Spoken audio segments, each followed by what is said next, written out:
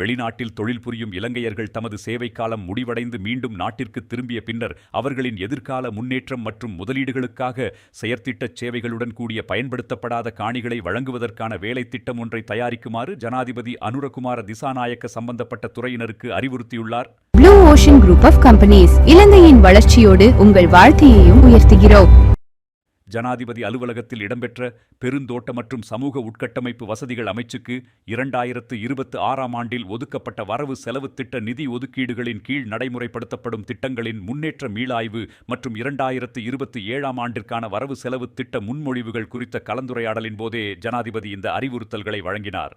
பெருந்தோட்ட பிரிவு, சமூக உட்கட்டமைப்பு வசதிகள் பிரிவு, அரச பெருந்தோட்ட கம்பெனிகளுக்கு உரிய நிறுவனங்கள் மூலம் நடைமுறைப்படுத்தப்படும் அபிவிருத்தி திட்டங்களின் முன்னேற்றம் மற்றும் 2027ஆம் ஆண்டிற்கான திட்டங்கள் நிதி ஒதுக்கீட்டு தேவைகள் குறித்து இங்கு விரிவாக கலந்துரையாடப்பட்டது.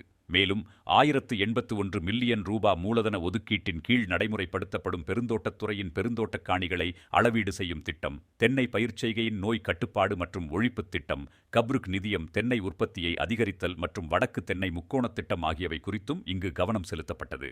மலையக மக்களுக்காக 10,000 வீடுகளை நிர்மாணிக்கும் திட்டத்தை உரிய காலத்தில் நிறைவு செய்து மக்களிடம் ஒப்படைக்க வேண்டியதன் அவசியத்தை ஜனாதிபதி வலியுறுத்தினார்.